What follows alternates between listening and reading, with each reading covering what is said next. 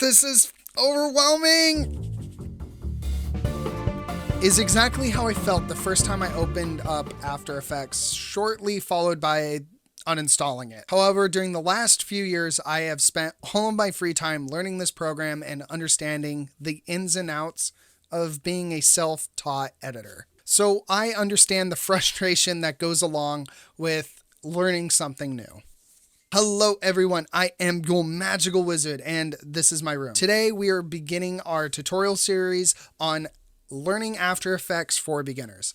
This is a dedicated series to you for the person who has a hard time understanding what is going on when they're trying to learn something new. During this video, we are going to actually create an asset for you that you can utilize later down the line. And during the creation process, it should pretty much touch base with every single topic for a beginner to understand. I'm talking about workspace, panels, composition, layering, timeline, and exporting. And for the first tip of a tutorial series, I want you to learn to utilize the pause function and do that right now. Hit the pause feature, go grab a glass of water, come back and continue the video. And for those ready to continue, let's hop into After Effects. So where are we going to start? Personally, since it's the first time you're opening this up, I believe we should start with building our workspace. That way it becomes easier for you to understand what's happening as well as we can explain the panels. So the first thing we're going to do is go to the right-hand side, and right there you should see a thing called libraries or whatever panel is open. It'll have a 3-bar menu. Click it, go to close. And I want you to do that to every single panel. And the reason why we're doing this to all the panels on our right side is because I want you to understand that truthfully, all you need are these 3 panels in front of your face to get started as a video editor. Why do we need all the rest of them? Bells and whistles. That's the best way I'm going to describe it for an oversimplification. However, we're going to add back some of those panels because they are dire as a video editor to give that special quality we're going to need. So go up to Window, go to Align, go back up to Window, add back audio. Go up to the Window tab, click it, go down and add back characters. Go back to the Window tab, click it, and add back effects and presets. Now I want you to continue adding back the panels that I've listed on screen until they're all added back, and then continue to watch this video. Now that you've added back all of those panels, I want you to rearrange them. No, I'm serious. We're rearranging the panels. I bet you didn't know that. So the first panel we're going to rearrange is our character panel. I want you to click and hold down on the tab, drag it down until you see the icon look like this on screen. Drop it. The next one is our effects and presets one. Drag it to the left until it looks like this and let go of it. Now for the next one, preview tab, drag it to the bottom like so, and grab the align tool and drag it on top of the paragraph one so they're nested together. Next, grab the preview tool and drag it up in its own. And we're going to readjust these real quick like so. Just click in between the panels and drag it down. And just try to get the audio and preview panel on their own, kind of like the align and paragraph tool. Now that they look like this, what did you just learn? You learned is that nothing in After Effects is permanent. It can be whatever way you want as long as you enjoy it. So that's the freedom that After Effects gives me, and that's the freedom I wanted to give you, a creative outlet. We want to save this as its own workspace. So go up to Window, go to Workspace, scroll down, save as new workspace, and then name it whatever you want. I'm going to name it Tutorial Workspace. Now, what does this mean? It means, let's say you started dragging panels around, or your cat ran across your keyboard, a baby started messing around with everything. You come back to your project, looks like this. You're just like, go up to the exact same hamburger menu on top of your tutorial workspace that we just created, click it, reset to saved layout. There you go. It's fixed. And that's a really important thing because a lot of people tend to start screwing around with stuff and then they lose a panel, or they can't fix it to the way it was and they start panicking a little bit. So there's a way to fix that. What we're going to do now is create our first composition. So there are several ways you can do this. You can do this from the button here. You can go to the project panel and click the button at the bottom of that. That kind of looks like a film reel. You can go up to composition, new comp. However, I want you to get in the habit of using keyboard shortcuts because They're really useful, and it will also increase your productivity, which means less time spent on editing. So Control N, and you'll get a new window that says composition settings, and it'll have a bunch of stuff that you probably have no idea what it means. Ignore everything except for the composition name, the width and height, square pixels, frame rate, and your duration. Those are the only really important panels, but we're going to go down and really get into it. So name the first one main comp. This is a way to identify what your primary composition is. This is your canvas. This is where everything is going to be put. So I want to name this one main comp. For width and height, normally you would have it 1920 by 1080, which is a standard definition for YouTube and other videos. However, I want to decrease it down to 1280 by 720, which is still the same ratio as 1920 by 1080, but it's just smaller. And the reason why is because I don't know what kind of computers you're using, and it would be best to start your video editing process as best as we can. So let's go down to 1280 by 720. And to do that, just click inside the numbers. You can just click in, highlight it, and start changing it. If you're having an issue changing it, make sure your lock aspect ratio is unchecked. Once you have width to 1280 and your height to 720, pixel aspect ratio will always stay square pixels no matter what. You can Google the other things involved here on your own. Trust me, it gets complicated real quick. Next thing is frame rate. You want it to be a solid 30. Pick that for now. Research frame rate on your own time or later in the videos if you have a question about it. Leave it in the comments section below. I will get to you, or we'll release a video completely on the questions that are involved later. All right. Next is resolution. This really doesn't matter because when we export it, we'll change it. So just leave it to full. Start time code. Now, this is something that can kind of confuse people. Start time code doesn't mean how long, it means where it's actually starting on the 0-second mark. So let's say I have a brand new composition and it involves like, hey, I need this composition to start at 1 minute and 15 seconds. I will go in and I will start it at 1 minute and 15 seconds. And then let's say the producer or developer's like, hey, I need your composition to run 32 seconds and 12 frames. Exactly what does this mean? This means my very first time start will say 1:15, and then at the very end, it'll say 147.12. That's what that means. Now I'm going to teach you how to read these numbers, so bear with me. Start time code for you, just leave it to 0. However, this is where people get confused. So the far left number, the very first 0 is hours. The next set is going to be your minutes, followed by seconds, and then finally your frame rate. So this means frames. So the last number gets a little bit confusing to people. So for this base, we have 30 frames a second. First frame of a new second is 0. And the last frame of a second is the 1 minus the frame rate. So it would be 1029 for 10 frames and 10 seconds and 29 frames. However, if we put 30, that would be 11 seconds because on the 30th frame is the start of the new second.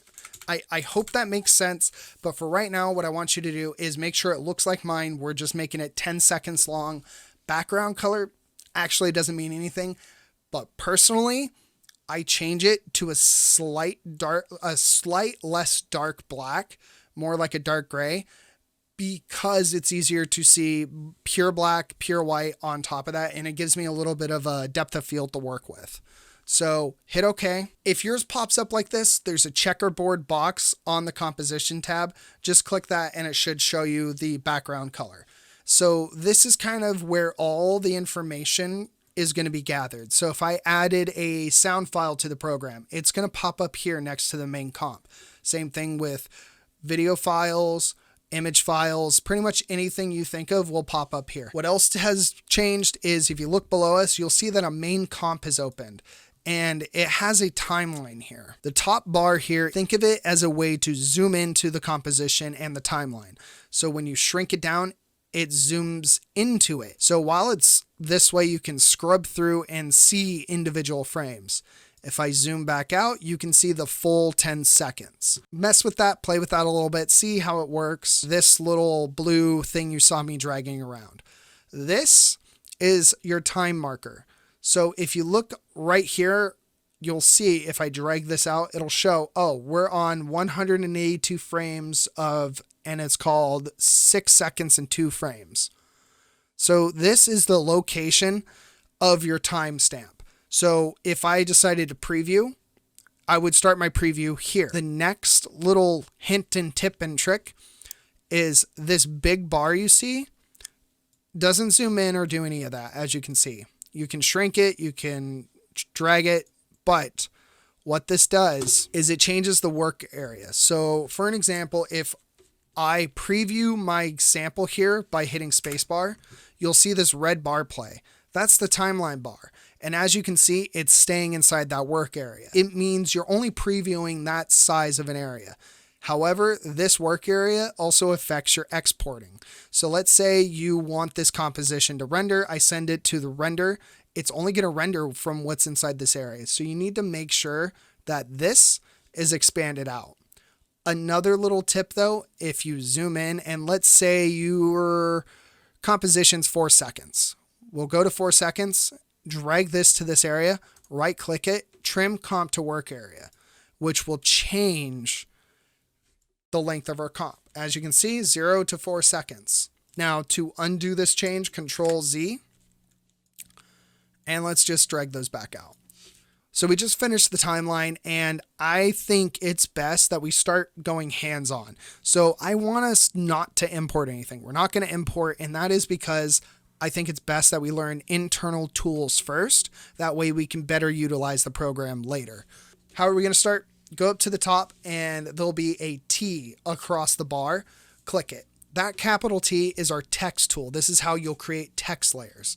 So if you click onto the black space, you can type whatever you want, but I think we should have subscribe. Not because I want you guys to like and subscribe my videos, but because I want us to make an asset that you can utilize on your own channel, whether it's Twitch or YouTube or whatever. More than likely yours is really small. So a way to resize it is to click on the layer down here, go over to your character tool and change the font size, or find one of these little red tabs here, click it, hold shift and drag it up or wherever, like so. Let's say you don't have those little red squares. I'm going to teach you this real quick and I suggest you write it down. Control Shift H will hide those little handles. And sometimes I've accidentally done it a few times where I'm like freaking out, like, where are my handles? It's just a useful little hint and tip to have. Now that you've resized your font to a sizable level where we can visually see it, go over to the character tab and I want you to choose a font. I want you to decide a font based on your style and what you think you want to have as a lower thirds, or what we call as a calling card. For me, I'm going to go with TWSenMT. It's a really classy font personally, and I love the way it looks. Down here, you can bold it, you can italicize it, you can make all caps, you can make all caps, but the rest of the letters are little. You can do a ton here. If we preview this, it's just this flat 10 seconds of text on the screen. And you're probably wondering how I'm moving it. To move text, just click and hold that layer on the canvas and drag it around like this. That's it. That's all you got to do. Or if you want to be a little bit more precise, go down to the source level, click on the name of the layer, hit P on the keyboard, and then you can control the Y position and the X position. The X position is the left number, the Y position is the right number. Now that we have this open, I want you to learn a quick little tab technique. There's a little arrow down here. You can click it and it'll disappear that position. Click it again and you'll get even more options.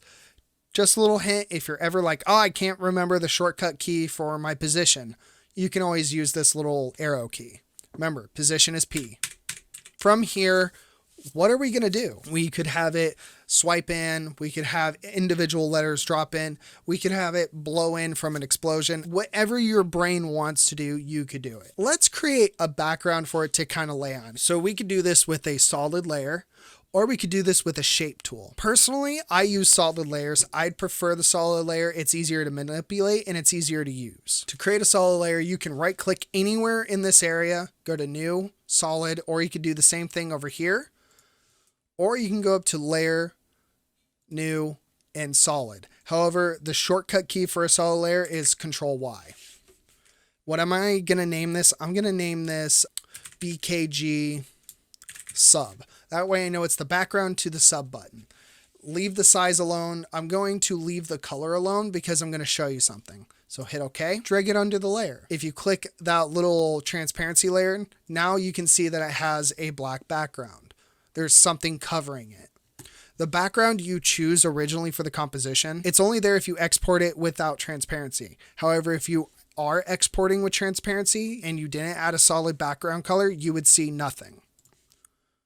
So we have this layer. Well, what can we do with it? We can resize it, but personally, I think we need to change the color. So go to the Effects and Presets panel, click into the search tool and type in Fill. It should be right here under the Generate tab. Click, hold, and drag it on top of the solid layer, either by this way or directly to the layer like this. Now that's a very vibrant red. So go over to the new panel that you can see opened up, because you can see that your project panel is probably missing now. The effects controls automatically takes over this position. So this is where that's located. And these are the settings that affects this specific effect that we just have.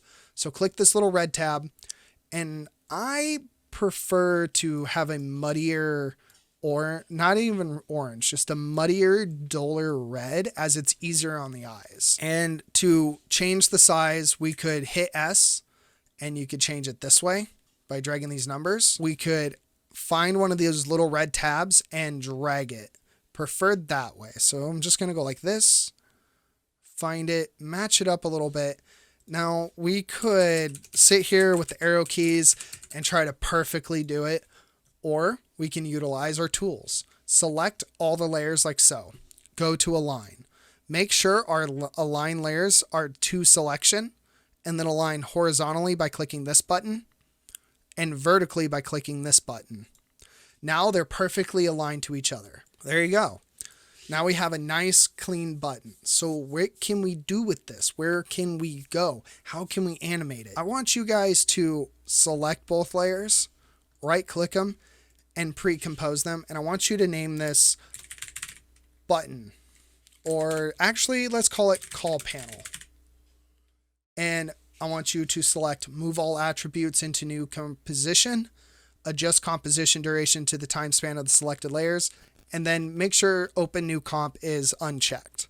Hit OK. If you look, you can see that both panels were combined into one composition. Does this mean they're uneditable since I can drag this composition around and have them both selected? No. If you double click either inside of the project panel on top of that new comp or the composition layer itself, you can open it up. As you can see, when you go into it, you can still move around and adjust all the individual layers. If you look on the timeline, you can see that now there's two panels. One that says button or subscribe panel, and another one that says main comp. So what does this mean? It means that we have nested those layers in their own composition, which for us is a really good thing, because now whatever we change, let's say we're done. Let's say all the animation process is done. We nest them in their own comp and we notice a spelling mistake. Well, all we have to do is open up that comp and change the text and fix it. And that will be directly affected to this layer. We're actually going to use a masking layer and we're going to have it swipe in. So drag this over slightly, holding shift key so it stays horizontally proper. Drag it over slightly. Now that we have it right here, I'm going to create a new solid and we're going to call this mask. I'm going to make sure it takes up the whole screen. I'm going to make sure it's pure black. I'm going to hit OK. And as you can see, it just takes up the whole screen. Well, if we test this, you can see that right here. Here's the test, turn on transparency, and boom, it's gone, right? We could do it this way, but then you would have a giant black box running across your screen when you export your video. So how am I going to utilize this? If you go into the panel menu right here, or layer menu, go to TriMatte, you'll see something that says none. This is your masking tool. So if we pick Alpha Matte, you can see both disappear. Where do they go? They're not gone. Click on the mask layer and then drag it over. Wherever the alpha mask is, which means wherever the blackness is of that layer, will be visible. However, wherever it's not, it's taken away. However, that's not what I want. I want alpha inverted. So wherever this is not, this is shown. We're going to have this just go right out. So how are we going to animate this? Select the layer, hit P on your keyboard, and you'll notice that the position pops up. Select the little keyframe watch right here, and you'll see on the timeline that a little dot has popped up. That is called a keyframe. So all the information where this frame is located at this current frame is here. If we drag it out 20 frames, there is no change in keyframe position, so there's no change to this position. However, if I drag this off, then you'll notice if we drag this little timeline again, you'll see it. You'll see it just disappear, right? It'll reappear, disappear. What does that mean? How is it doing that? So what it's doing is extrapolating data in between those 2 points and deciding where this is going to go. So it knows that right here is a keyframe. It understands at the very beginning there is an animation keyframe point for its position. So it logs that. And then it knows where the end position is. So all it's doing is taking that information and slowly moving it until it gets to that position. That's how a keyframe works. It's the same thing with rotation, transparency, everything else. I think what we could do is give it a little bit of a skew. And what do I mean by that? I mean, go to your transform tool inside of your effects and presets, drag and drop it onto the mask layer. And then just give it a nice little skew. Just a little skew.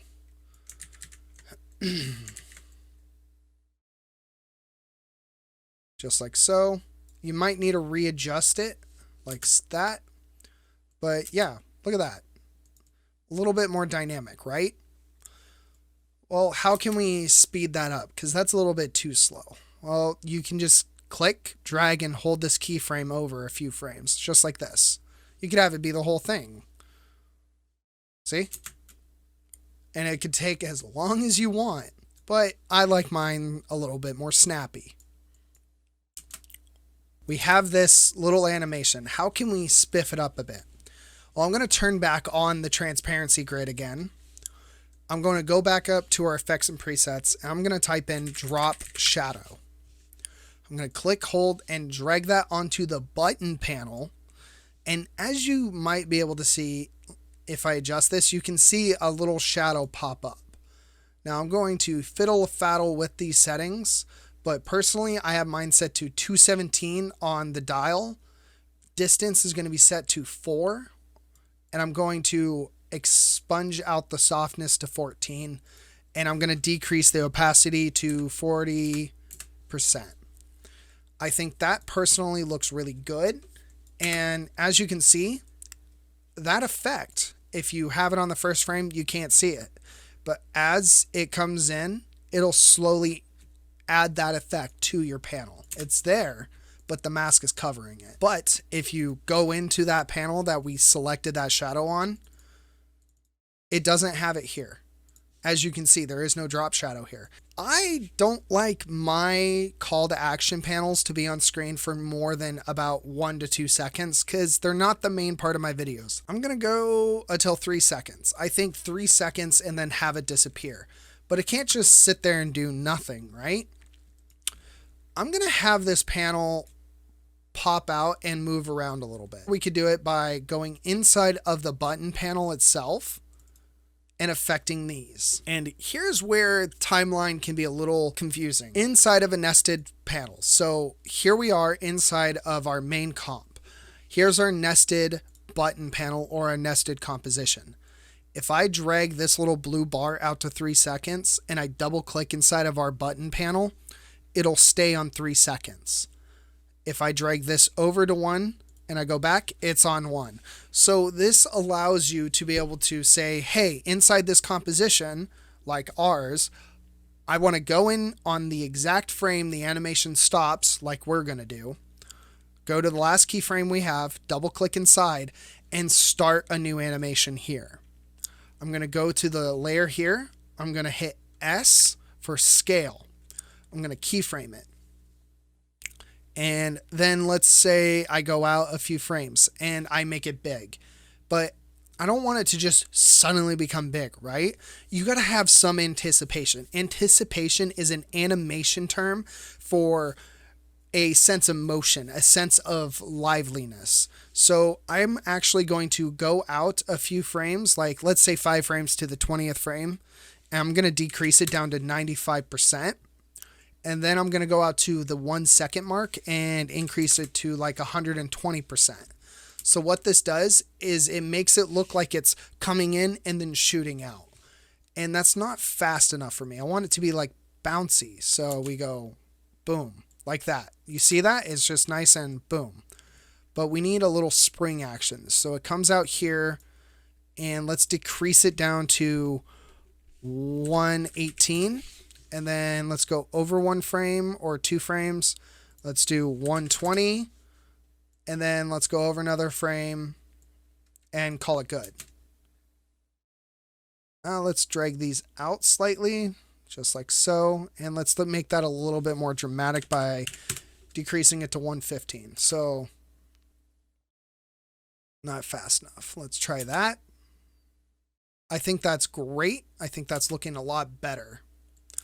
So it pops out and has a little moment where it's like springy, right? So let's view this fully. We go like this, boom, boom. Since it's not good enough for me, I want to add a little wiggle to it, a little like jiggle, right? Well, how do I do that? Click R on the keyboard. Oh no, we lost our keyframes to the other one. What will I do? If we hit S again, it'll show up our scale. Same thing with R. R is our rotation, S is scale. So how can I have them both up at the same time? I could hit this little arrow key and have them up this way. Or what I could do is hit S, Shift, R. And this brings up individuals. Whatever the command is to pull up, so like let's say I want to pull up the position. You know P is for position. Hold Shift, hit P, you can add the position to it. Same thing for removing. Shift, P. Now that we have our little position up, what we're going to do is make a little wiggle. So we have the pop, and right here I want at the end of the animation to start the new animation. I want it to be way more dramatic. So let's go out a few frames, start it from the left hand side like -3, go over a few frames and go positive like 2 or 3, and I'm just going to keep doing this back and forth until it's at like a couple numbers I like. So let's see this.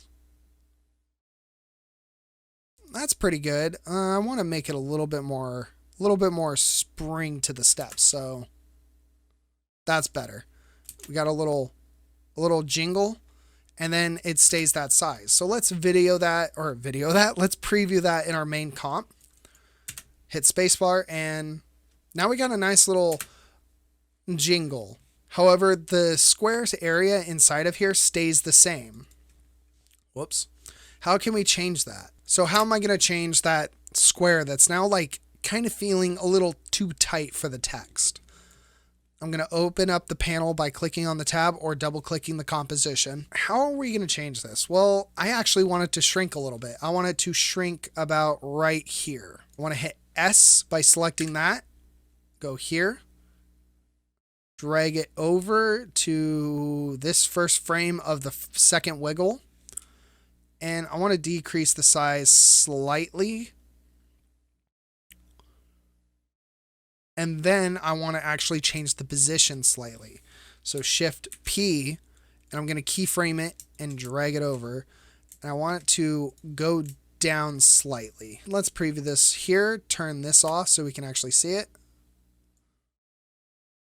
Right here, it should have felt like it bounced off, but it didn't.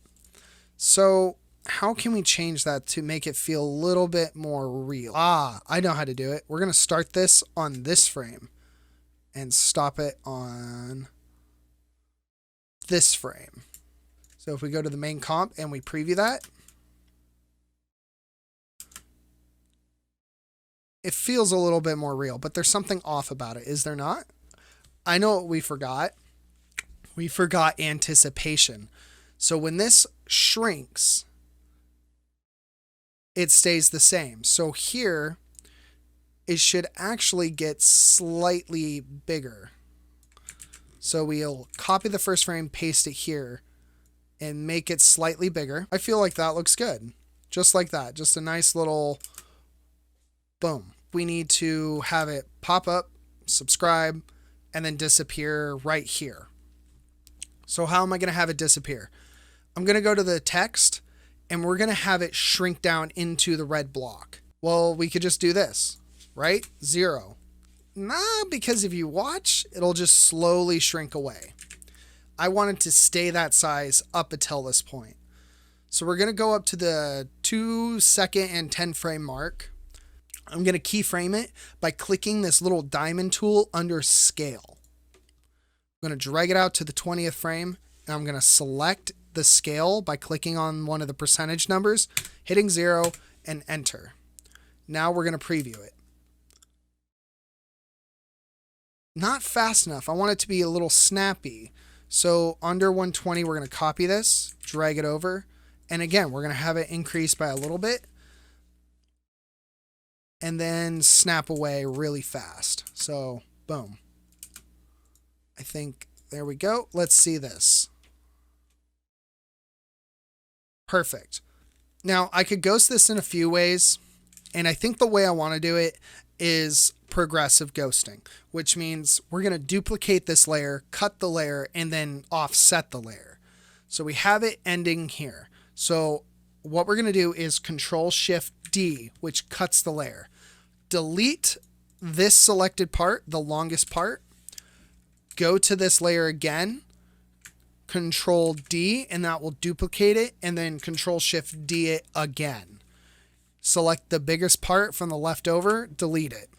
Then we're going to drag this over a couple frames, and you can see it's already doing it. We'll drag it over one frame, and I want you to duplicate that layer by Control-D'ing it. So if I undo it, all you have to do is select the layer, Control-D, and it duplicates that same layer. Drag it over slightly, Control-D, drag it over slightly. However, to make a ghost effect, I want us to select those, all three, and click T on the keyboard. So exactly why did we cut them? Why is it showing up this way? I'm going to explain that to you in a minute. Let's do this transparency thing. Deselect them, and then under subscribe 3, I want you to rename this to 70%, and then change the opacity layer to 70. Go to the next one, rename it to 40%, and change this one to 40% opacity. Go up to the sub 5 and name it 20%, and then change it to 20%. Now I want you to preview it. Comes out, wiggles, and then boom. See how it does that nice like ghost feeling. It almost feels like it's from the Matrix, where it's like do do do. And it's nice. It's a nice dynamic effect. However, why did I cut these? I cut them because it's the end of the animation. This text is gone. There's no reason to have the rest of the layer over it. We absolutely could, and it won't be there, but it's easier and will become less of a hassle to know what you're using when you cut the layers at the end. And if you actually check, because I bet you're wondering this, yes, since we duplicated those layers, all the other keyframes and all the position information are still there. So you could technically undo it, drag it over it, and have it replay again on a lower opacity. We could zoom these out slightly and have a ever so slight ghost feeling to all of the animations just by doing this, which turns out to be really cool. So I think we're going to keep that. We have this little room and then gone. And I think that looks so clean and gorgeous. Let's see it on the main comp. Look at that. Looks great. So how are we going to get rid of the red square? I have a few ideas. We could have it do the same thing, but I'd rather have it just go off screen. So what we're going to do is click on our main comp, go to the button tool, and when this disappears, right at here, we're going to select P on our keyboard under the button layer, hit position, drag it out to the 3-second mark, and then drag this layer off. And then let's preview it. It's kind of a little weird that it suddenly just goes zoom. So I'm going to copy this frame, drag it over a little bit, paste it again, and then slightly drag it over. Now let's preview it. Way better. See that little nudge that it does? Just, yeah, it's a little bit more fluid. There you go. We've created a full-blown animation, your very first one, and now it's an asset for you to use. So let's save it. Control S. And I'm going to save mine in my brew stand, and we're going to call this Tutorial Assets. So what do we go from here? What exactly have you learned? You've learned keyframing, you've learned layering, you've learned nesting, you've learned masking, you have learned so many different little effects, especially this one where you can duplicate layers and manipulate them the way you want and test things. Heck, I don't like these. I could change them any given point and redo them. Heck, for an example, let's say I want a Twitch one, right? What happens when you want a Twitch button versus a subscribe button? Well, guess what? Go into here, go to the subscribe panel, go to the effects for the background, change it to purple.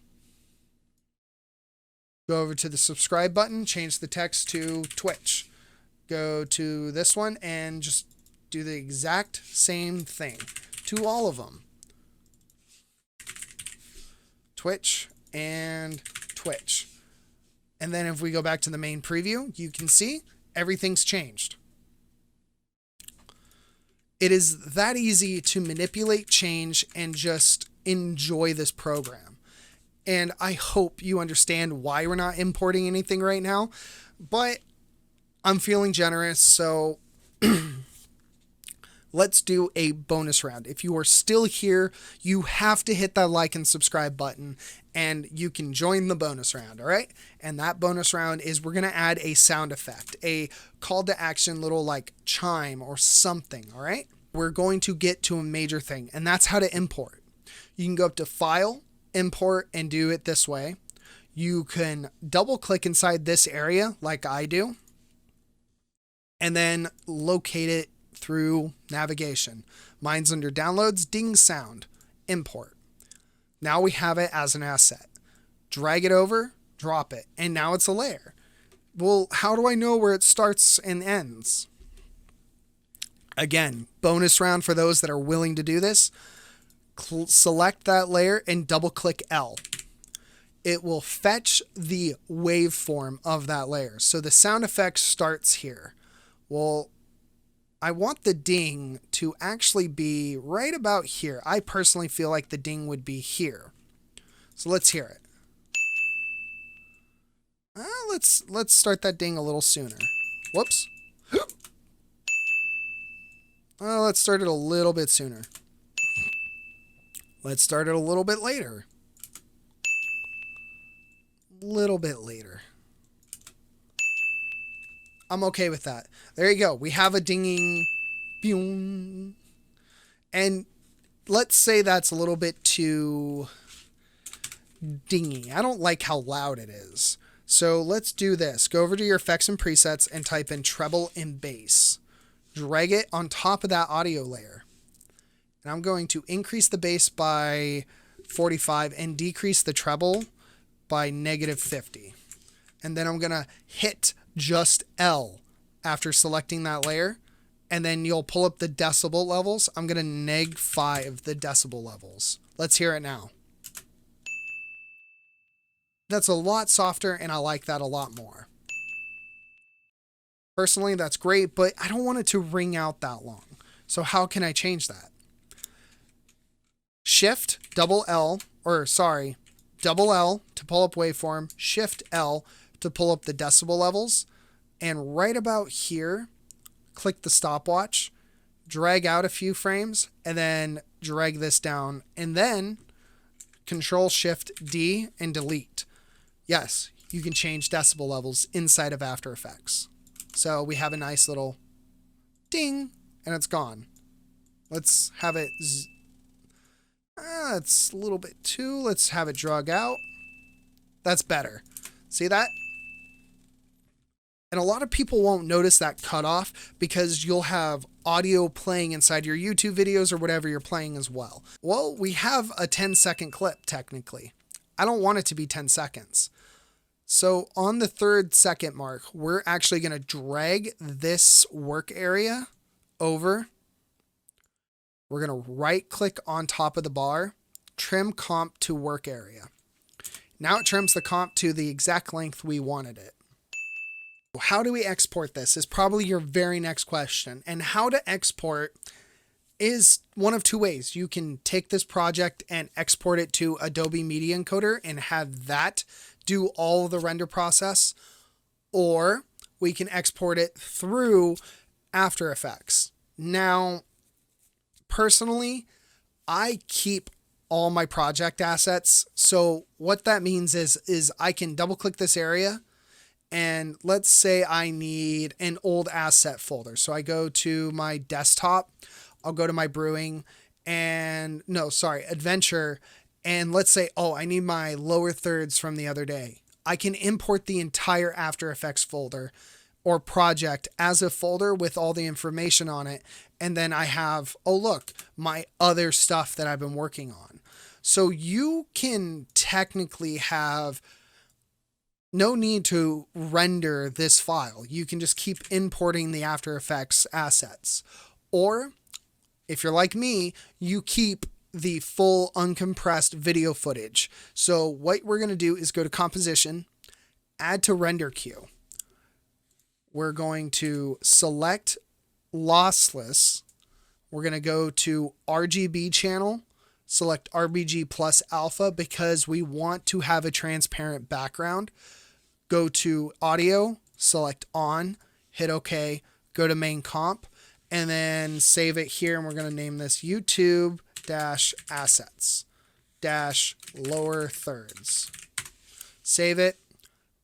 Click the render button. That's it. It's rendered. And we can double click this and you can see the video file.